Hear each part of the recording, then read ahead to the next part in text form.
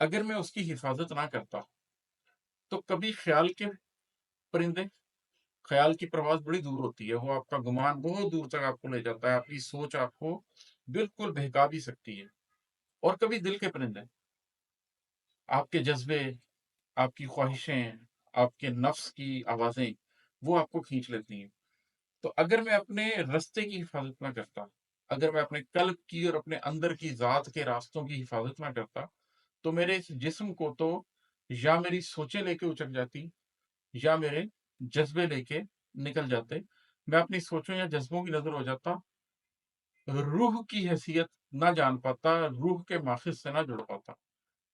تو میں نے وہ جو زندگی میں بہت سال اپنے رستے کی حفاظت کی، اندر کے راستوں کی حفاظت کی ہے، اور دل اور دماغ کو غلام کر کے رکھا ہے کہ تم لیڈ نہیں کرو گے، لیڈ کل بھی کرے گا۔ جذبے بھی لیڈ نہیں کریں گے اور سوچیں بھی لیڈ نہیں کریں گی، قلب لیڈ کرے گا۔ تو یہ اس شیر کی طرف، اس ایک خیال کی طرف یہ شیر آ، اشارہ کر رہا ہے۔ اگر نہ کرتا حفاظت میں اپنے رستے کی، خیال اور دل کے پرندے مجھے اچک جاتے۔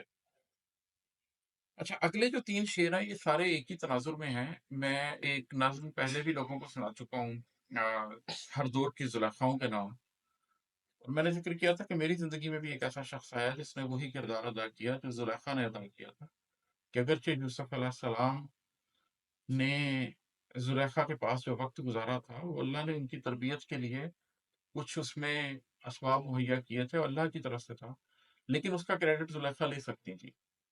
کیا تو اللہ نہیں تھا، لیکن اس کا کریڈٹ زلیخا لے سکتی تھی، کیونکہ دنیا میں عالم اسباب میں بہرحال زلیخا کے گھر میں یہ ہوا تھا۔ لیکن انہوں نے اپنے نفس کے آگے جھک کے وہ ایک اتنی بڑی سعادت ضائع کر دی۔ جو لوگ اس بات کو زیادہ تفصیل سے سمجھنا چاہیں، وہ میری نظم ہر دور کی زلیخاؤں کے نام وہ سن سکتے ہیں۔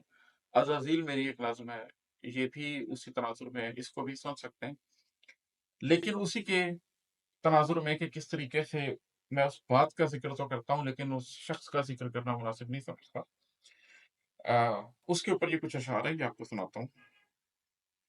کیا ہے ساری کہانی میں اس کے نام پہ ضبط، کیا ہے ساری کہانی میں اس کے نام پہ ضبط، مٹا دیے ہیں اشارے جو اس تلک جاتے۔